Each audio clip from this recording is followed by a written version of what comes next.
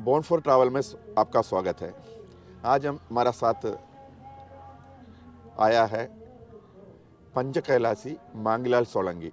ये पंच कैलाश का दर्शन कर चुके हैं 2 बार। अभी कैलाश के बारे में थोड़ा जानकारी मान्य श्री मांगीलाल सोलंकी से हम प्राप्त करते हैं।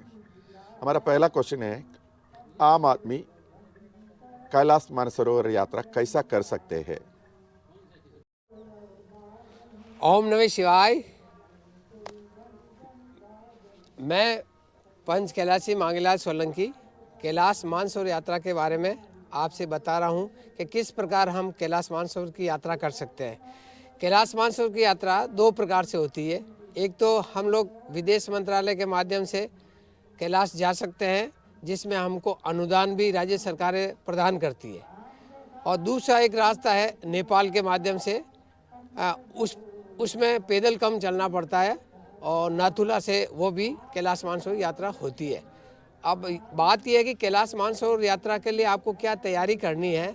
तो सबसे बड़ी बात है, तो कैलाश पर्वत तिब्बत में है, तो चाइना के कब्जे में है, तो उसके लिए हमें पासपोर्ट की आवश्यकता पड़ती है। कैलाश यात्रा में जाने के लिए आपका जब लॉटरी में नंबर आ जाए, उसके पश्चात आपको दिल्ली जाना पड़ेगा। वहाँ आपका मेडिकल होगा, और मेडिकल के पश्चात आप जब मेडिकल में फिट हो जाएंगे तो उस पर फिर विदेश मंत्रालय में आपको वीज़ा मिलेगा, कॉन्फ्रेंस होगी, और फिर नेक्स्ट डे आपको जाने के लिए होगा। और यहाँ से एक वोल्वो बस चलती है दिल्ली से, वो गाजियाबाद होते हुए अल्मोड़ा प्रथम स्टॉप होगा। उसके बाद धारचूला जानते हैं, रात्रि विश्राम करते हैं। धारचूला के बाद में 4x4 गाड़ी से आपको बिठा के एक ही दिन में गुंजी पहुंचा देंगे। अब नई यात्रा के अनुसार बता रहा हूं मैं।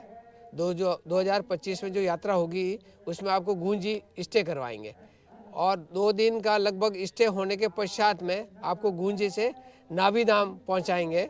नाभी धाम में एक रात्रि विश्राम होगा। उसके पश्चात आपको लिपू पास से चाइना में एंट्री होगी आपकी। वहाँ पर आपको 2 दिन का होटल में स्टे होगा, और फिर बस के द्वारा आपको दार्जिलिंग पहुँचाएंगे, और कैलाश की परिक्रमा होगी। वो 52 किलोमीटर की परिक्रमा होती, और उसमें 3 दिन लगते हैं। उस परिक्रमा के पश्चात आपको कैलाश मानसरोवर झील पे 2 दिन का स्टे होगा। वहाँ आपकी हवन पूजा होगा, और ये वीज़ा 8 दिन का जारी होता। उसके पश्चात आप भारत यात्रा के द्वारा वापस पहुँचेंगे। ओम नमः शिवाय। सोलंकी जी, कैलाश यात्रा के लिए कितना पैसा का इंतजाम करना पड़ेंगे? और मुझे मालूम है हर स्टेट वाला पैसा नहीं दे रहा है, क्योंकि केरला नहीं दे रहा है, कुछ स्टेट सब्सिडी नहीं दे रहे, तो आपका मालूम है। इसलिए सब्सिडी छोड़ो, आपका पास कितना पैसा होना बहुत जरूरी है कैलाश यात्रा के लिए? कैलाश मानसरोवर यात्रा के लिए 2 लाख रुपए की लगभग आवश्यकता पड़ेगी आपको। और नाथुला मार्ग है, उसमें थोड़ा अधिक लगेगा, क्योंकि उसमें फ्लाइट से सिक्किम तक जाना पड़ता है। कैलाश मानसरोवर यात्रा के लिए क्या क्या तैयारियां हम लोग फिजिकली और मेंटली करना पड़ता है? हाँ, कैलाश मानसरोवर यात्रा करने के लिए सबसे पहले तो भोलेनाथ को आप नमन करें। हे भोलेनाथ, हम आपके यात्रा पे आना चाहते हैं। उसके पश्चात आप निरंतर पैदल चलने का प्रयास कीजिए। रोज़ कम से कम आप 7 या 8 किलोमीटर ट्रैकिंग करें, और आप मेंटली फिट होए, आपका स्वास्थ्य भी आप प्रसन्नतादायक हो, और कॉन्फिडेंस होना चाहिए कैलाश यात्रा के बारे में। तभी आप वहाँ रास्ते में चल पाएंगे। वहाँ ऑक्सीजन की कमी होती है, इसलिए पहले से आपको पूरी तैयारी करनी पड़ेगी। इस दौरान आपके शरीर में छोटी मोटी कोई प्रॉब्लम है तो उसके लिए उसकी दवा आप साथ रखिए, और मन में यदि आत्मविश्वास रखेंगे और महादेव की कृपा होगी तो आपकी कैलाश यात्रा संपन्न सकुशल होगी। कैलाश यात्रा के लिए बुलावा कैसा होता है? उसका कोई आपको सपना में कुछ आता है, ऐसा कुछ है? कैलाश मानसरोवर यात्रा हर कोई नहीं कर सकता है। इसके लिए आपके अच्छे परोपकार और पुण्य फल उदय होते हैं, पूर्वजों का आशीर्वाद प्राप्त होता है, और महादेव की असीम कृपा होती है, तभी भोलेनाथ अपने द्वार पे आपको बुलाते हैं। इस प्रकार अचानक योग बनेगा, आपको पैसों की भी व्यवस्था हो जाएगी और आपकी यात्रा के लिए मानसिक रूप से प्रेरणा मिलेगी और सकारात्मक ऊर्जा मिलेगी और आपकी कैलाश मानसरोवर यात्रा हो जाएगी। एक कैलाश यात्रा में हम सुना है चरण स्पर्शन। ये चरण स्पर्शन के लिए क्या क्या अब जाएगा तो कुछ लोग को चरण स्पर्शन नहीं मिलता है, ये चरण स्पर्शन के लिए क्या क्या करना पड़ता है?